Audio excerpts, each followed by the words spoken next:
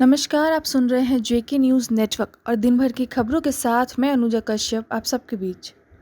पश्चिम बंगाल के दक्षिण 24 परगना में बीजेपी कार्यकर्ताओं पर बम से हमले किए गए।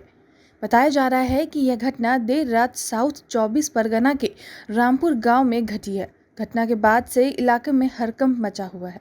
वहीं घायल कार्यकर्ताओं को अस्पताल में भर्ती कराया।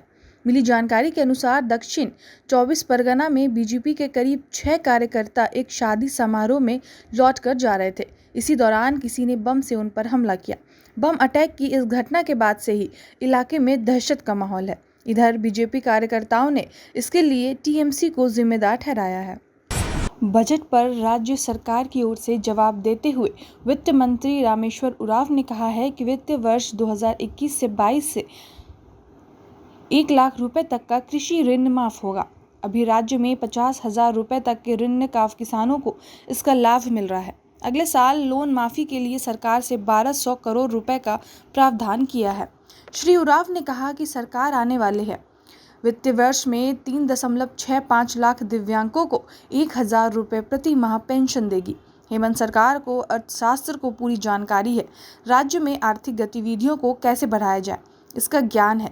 इसी कारण सरकार ने कई ऐसी योजनाएं शुरू करने का निर्णय लिया है जिससे लोगों के पॉकेट में पैसा जाए।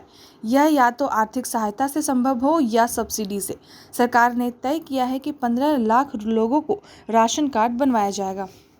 झारखंड हाईकोर्ट ने शिक्षा के अधिकार कानून के तहत राज्य सरकार द्वारा वर्ष 2019 में लागू संशोधित नियमावली को चुनौती देने वाली याचिका पर शुक्रवार को सुनवाई की। Chief justice doctor Ravi Ranjan व जस्टिस सुजीत नारायण प्रसाद की खंडपीठ ने वीडियो कॉन्फ्रेंसिंग के जरिए सुनवाई करते हुए राज्य सरकार से पूछा कि प्राइवेट स्कूलों की मान्यता के लिए संशोधित नियमावली में भूमि का जो प्रावधान किया गया है और जो शर्तें लगाई गई है वह सरकारी विद्यालयों के मामले में क्यों नहीं लागू हुआ। शिक्षा का अधिकार कानून के तहत सरकारी विद्यालयों भी आते हैं। राज्य के कितने विद्यालयों के पास प्ले ग्राउंड है? जिनके पास प्ले ग्राउंड नहीं है उनके लिए क्या सरकार भूमि का प्रावधान करेगी ताकि प्ले ग्राउंड मिल सके। विश्वविद्यालय के 4 नए कॉलेजों के नामांकन की स्थिति बेहद खराब है। इसमें 2 मॉडल कॉलेज और 2 महिला कॉलेज हैं। 1 माह पहले जारी नामांकन प्रक्रिया के तहत हर कॉलेज में 120 सीटों पर नामांकन होना था। वहीं नामांकन की अंतिम तिथि 25 फरवरी घोषित की गई, लेकिन चारों कॉलेजों में कुल मिलाकर अब तक 33 विद्यार्थियों के ही आवेदन आए हैं।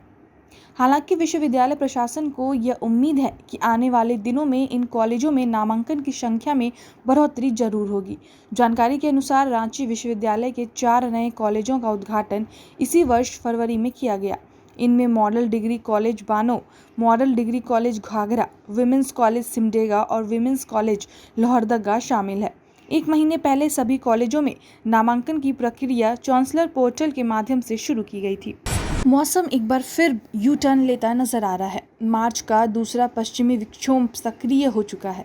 ऐसी स्थिति में बारिश होने की संभावना है जिसमें तापमान में गिरावट होगी। झारखंड के कई जिलों में 8 मार्च से आकाश में बादल छाए रहेंगे। 7 मार्च तक मौसम शुष्क रहेगा। 8 मार्च को राज्य के पश्चिमी तथा मध्य झारखंड में आकाश में बादल छाएंगे। 9 को इन इलाकों में गर्जन वाले बादल दिख सकते हैं।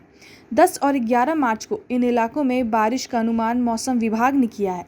शेष दिनों में मौसम में बड़े बदलाव आने की संभावना है। शुक्रवार को राजधानी का अधिकतम तापमान 33.8 तथा न्यूनतम तापमान 15.6 डिग्री सेल्सियस रिकॉर्ड किया गया है। अब तक की खबरों में बस इतना ही। जल्द मिलेंगे कुछ खास और अहम खबरों को लेकर के। तब तक के लिए आप बने रहें जेके न्यूज़ नेटवर्क के साथ। धन्यवाद।